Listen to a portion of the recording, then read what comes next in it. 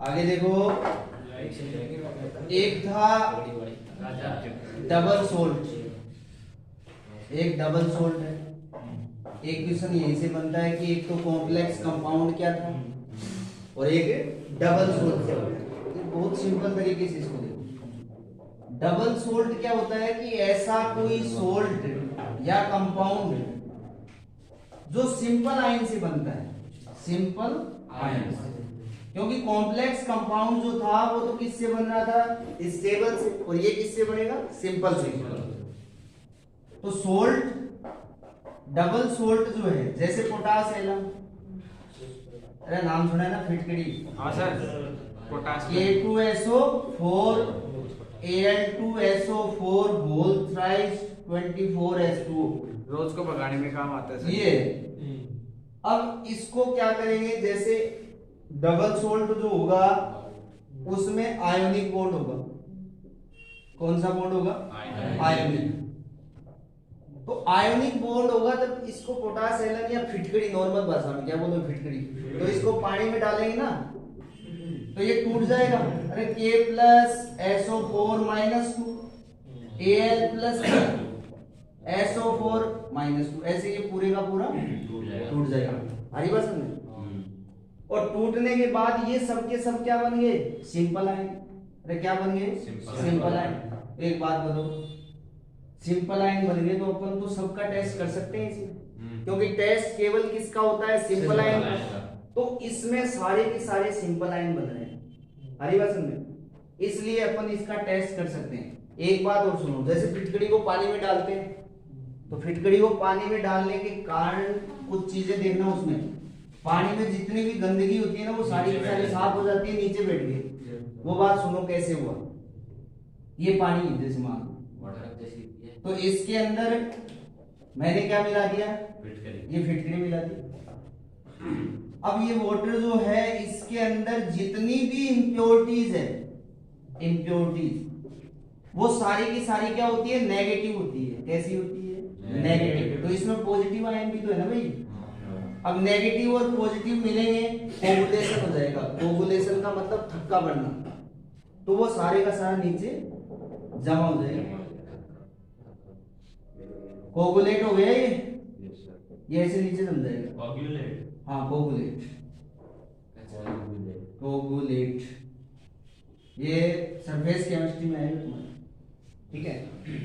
तो double salt और complex compound में अगर डिफरेंस पूछे तो क्या क्या लिखेंगे। जो कॉम्प्लेक्स कंपाउंड होगा वो तो 2 और मोर देन 2 स्टेबल से बनेगा, और जो डबल सोल्ट होगा वो किससे बन रहा है, सिंपल आयन से। कॉम्प्लेक्स कंपाउंड को जब पानी के अंदर डिसोल्व कर देंगे तो काउंटर आयन रिलीज होंगे और इसमें सारे के सारे सिंपल आयन बन जाएंगे। कॉम्प्लेक्स कंपाउंड में केवल अपन किसका टेस्ट कर सकते हैं, सिंपल आयंस का। इसमें सभी आयंस का टेस्ट कर सकते हैं। अरे समझ आ रही बात। उसमें कोऑर्डिनेट बॉन्ड होता है और इसमें कौन सा बॉन्ड होता है, आयोनिक बॉन्ड। ये डिफरेंस पूछ लेता है कई बार कि डबल सोल्ट और कॉम्प्लेक्स कंपाउंड में क्या डिफरेंस है। अरे समझ में आ रही बात। अब आगे इसकी डेफिनेशन देखो। जो कॉम्प्लेक्स कंपाउंड होते हैं उस कॉम्प्लेक्स कंपाउंड की डेफिनेशन क्या क्या डेफिनेशन उसमें होती है। तो सबसे पहले ये पूरा स्क्वायर ब्रैकेट है, इसी में सारी डेफिनेशन आ जाएगी। ये मेटल हो गया, ये लिगेंड हो गया, ये पॉजिटिव हो गया और ये। अब आपसे पूछ ले सबसे पहली डेफिनेशन, काउंटर आयन क्या होता है, कि कॉम्प्लेक्स कंपाउंड में ऐसे आयन जो वाटर के अंदर आयनाइज्ड हो जाते हैं वो सारे के सारे क्या कहलाते हैं, काउंटर आयन। डेफिनेशन खत्म। फिर आपसे पूछ ले कि भाई सेंट्रल एटम, सेंट्रल ये क्या होता है, डी ब्लॉक एलिमेंट होता है जो इलेक्ट्रॉन गेन कर लेता है। और इलेक्ट्रॉन गेन क्यों कर लेता है, क्योंकि उसके पास वैकेंट डी ऑर्बिटल होते हैं।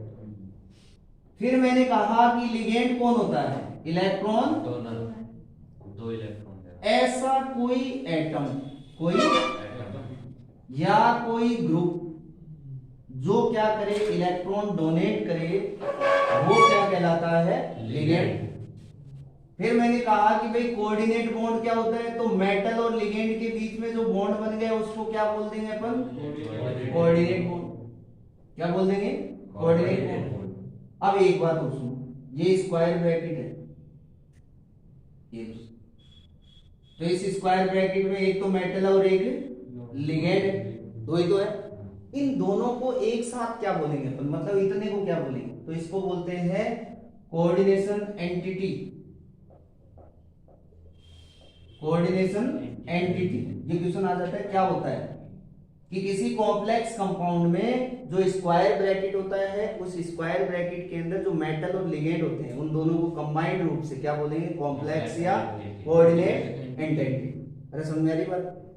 उसके बाद एक चीज और देखो, ये जो मेटल है ये क्या कर रहा है? इलेक्ट्रॉन गेन कर रहा है। गेन कर रहा है तो अपन इसको क्या बोलेंगे? Lewis acid. क्योंकि जो इलेक्ट्रॉन गेन करता है वो कौन होता है? एसिड।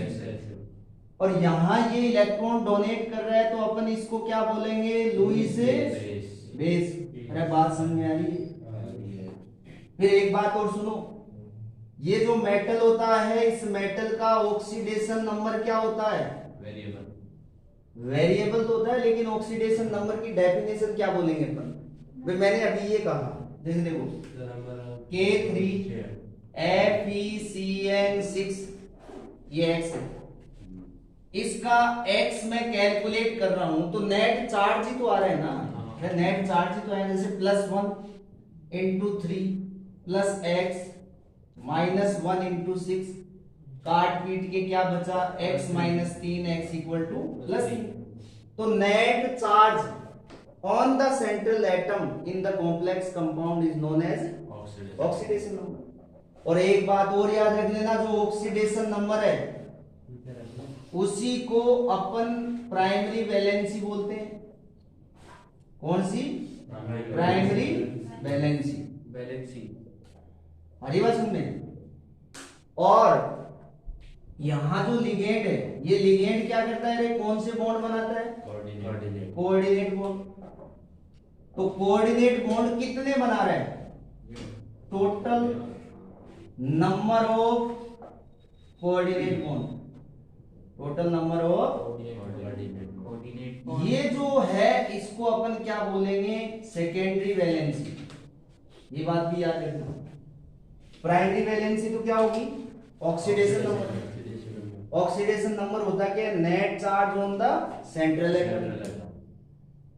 और जो लिगेंड होता है, लिगेंड जब इस मेटल के साथ कोऑर्डिनेट बॉन्ड बनाता है तो कितने कोऑर्डिनेट बॉन्ड बनाए, उसका जो टोटल होगा वो टोटल क्या होता है? Secondary valency. या मैं इसको एक नाम और भी दे सकता हूं, कोऑर्डिनेशन नंबर। Coordination number. ऐसे क्वेश्चन आते हैं, हाफ ईयरली में आया था, राजस्थान बोर्ड में भी आया था। देखो एक क्वेश्चन मैं लिख रहा हूं अभी, आया क्या था कि भाई कोऑर्डिनेशन नंबर कितना है इसका?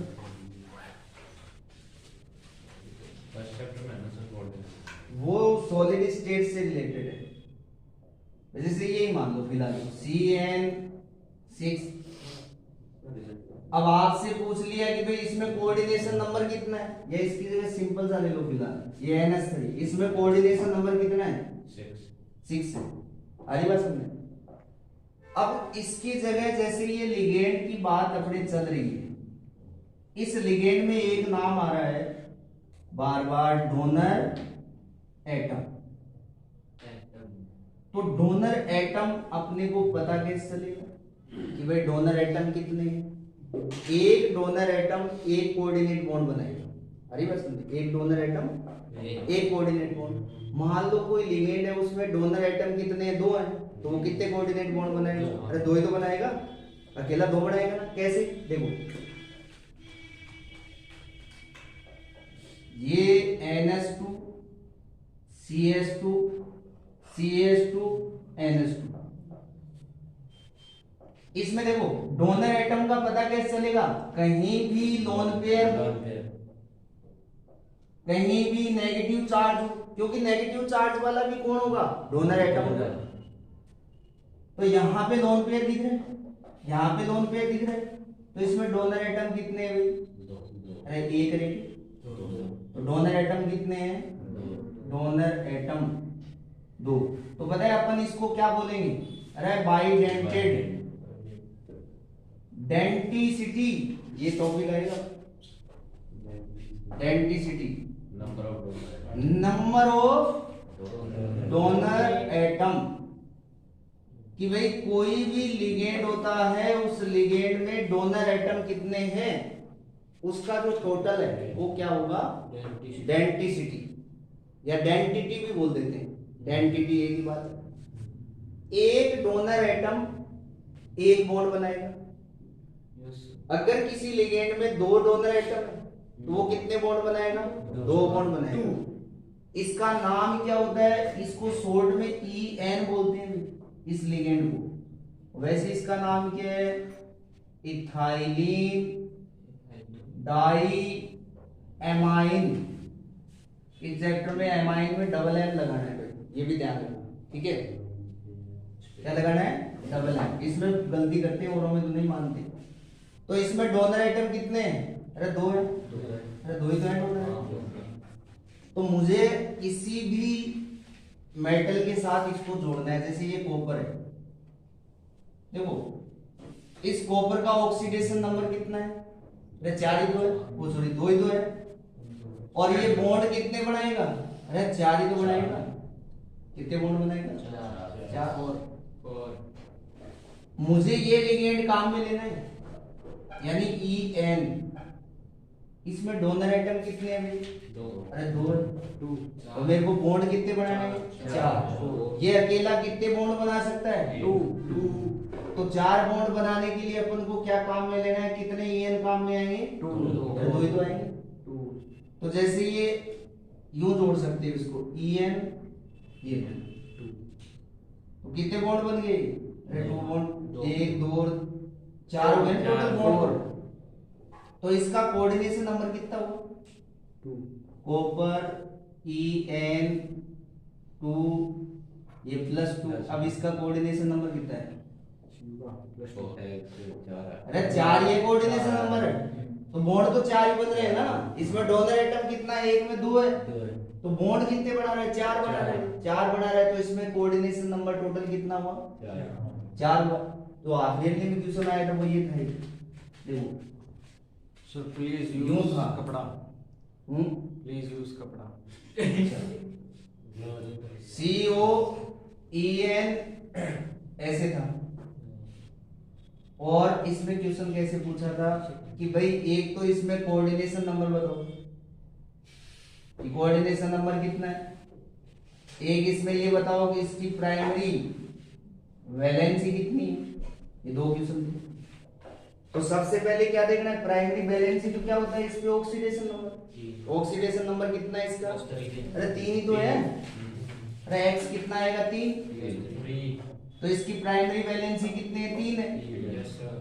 और इसका कोऑर्डिनेशन नंबर 6 हो गया। अरे 6 कैसे हुआ, क्योंकि EN है, और EN कौन है, इथाइलिन डाई एमाइन। और इथाइलिन डाई एमाइन जो है इसमें डोनर एटम कितने हैं, अरे 2 ही तो है।